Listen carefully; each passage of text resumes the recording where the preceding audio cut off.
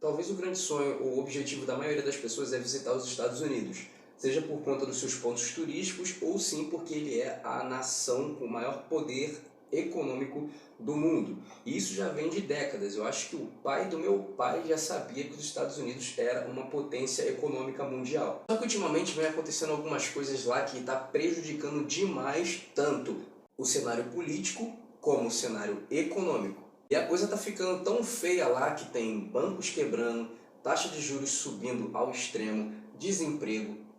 E a gente se pergunta, será que os Estados Unidos está caindo? Será que o monopólio financeiro que os Estados Unidos construiu ao longo de décadas vai cair? Vai ruir? Será que realmente os Estados Unidos vai deixar de ser a maior potência econômica global? Fica até o final desse vídeo que você vai aprender sobre isso. Olá, alcateianos e alcateianas, meu nome é Kaique Cerqueira e eu sou o criador desse canal Alcateia de Leões. Se você não é inscrito nesse canal, eu já te convido a se inscrever aqui, deixar aquele like para ajudar nosso trabalho e ativar o sininho das notificações, porque assim você vai sempre ser avisado quando conteúdos enriquecedores como esse aparecem aí na sua tela. Então eu já te peço que se inscreva no canal, clica no like e ative o sininho das notificações, valeu?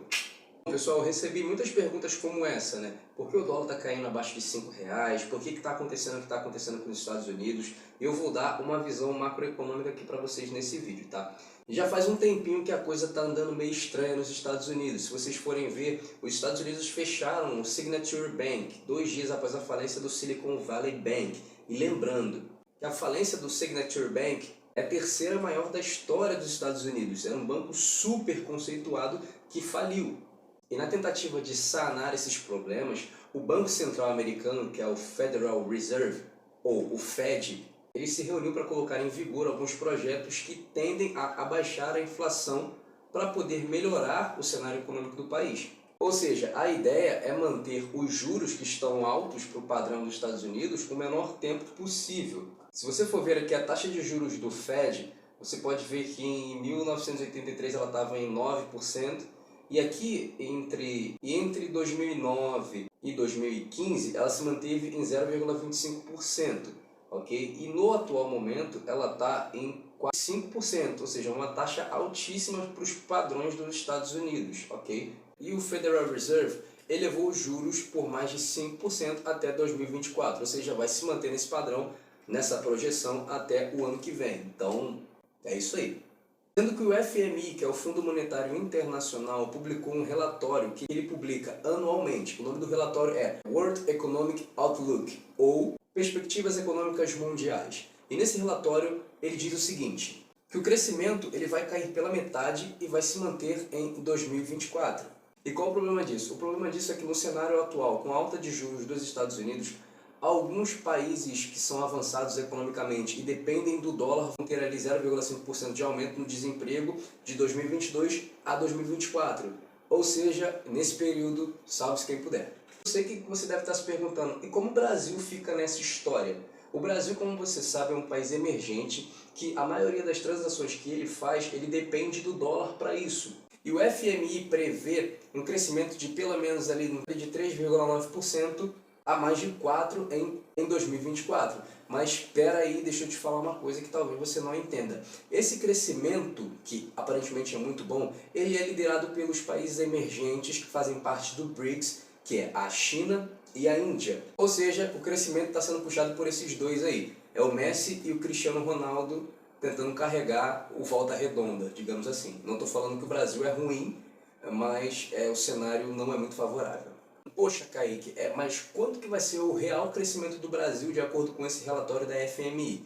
Bom, o FMI ele corta a previsão de expansão do Brasil, que era de 1,2% para 0,9%, ou seja, abaixo de 1% o crescimento econômico do país. Lembrando que os países da América do Sul têm pelo menos 1% de crescimento, então provavelmente nós iremos ficar abaixo em crescimento econômico se esse relatório for concretizado.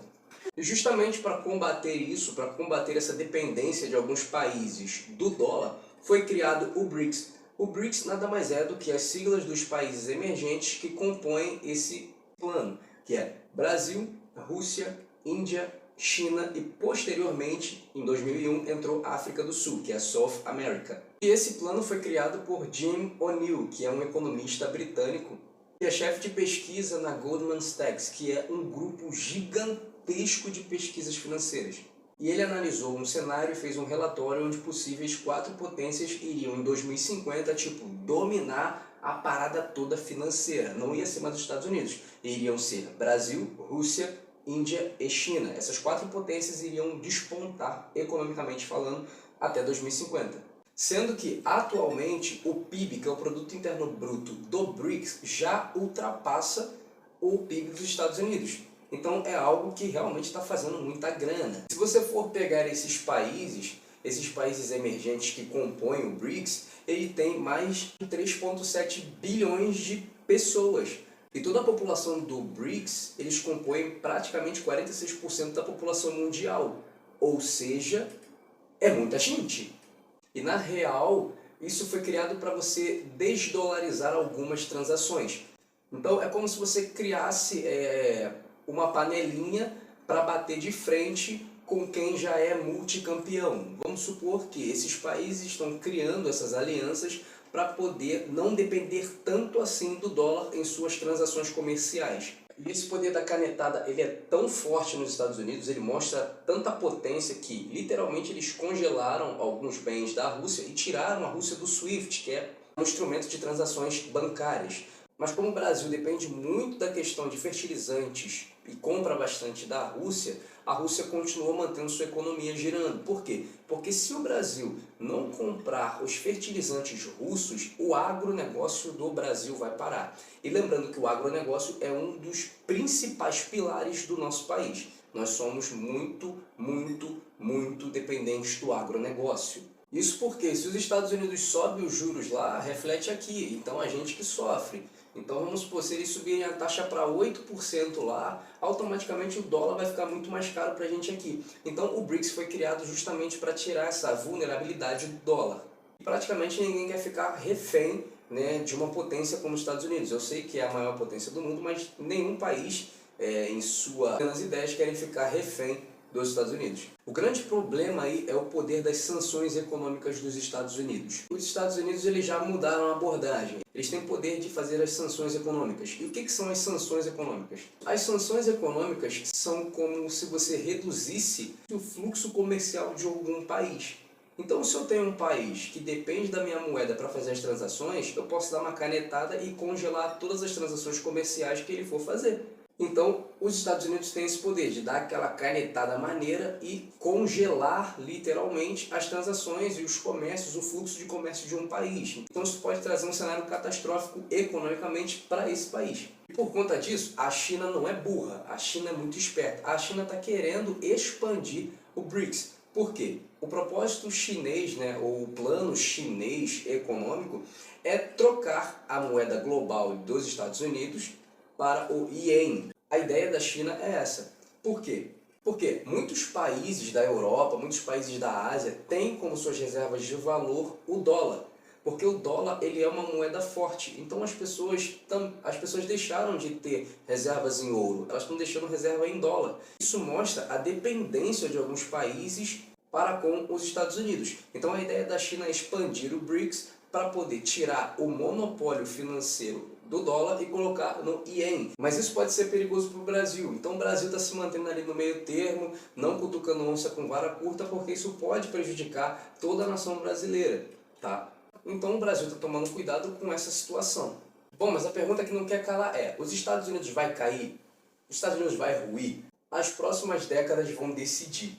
Porém, não tem como eu te dar uma resposta muito certa disso. O que eu posso dizer é que, tijolinho por tijolinho, os Estados Unidos não está mais sendo a principal potência econômica. E pode demorar, mas eu acredito sim que haverão outras grandes potências que vão bater de igual para igual.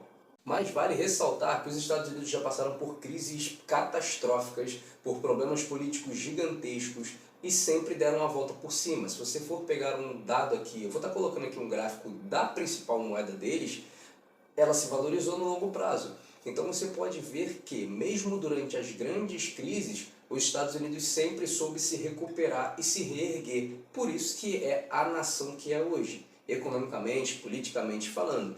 Então é difícil dizer para vocês, mas eu tenho certeza que se acontecer algo, eu vou trazer aqui para vocês, porque eu quero que vocês fiquem muito bem informados. Pessoal, o que você achou desse vídeo? Você gostou, você não gostou, você concorda? Comenta aqui embaixo, deixa aqui nos comentários. Se inscreve no canal, ativa o sininho das notificações, porque toda semana eu estou trazendo conteúdo de marketing, finanças, empreendedorismo, para que você fique antenado com tudo que está acontecendo e ainda assim saiba investir de uma forma inteligente.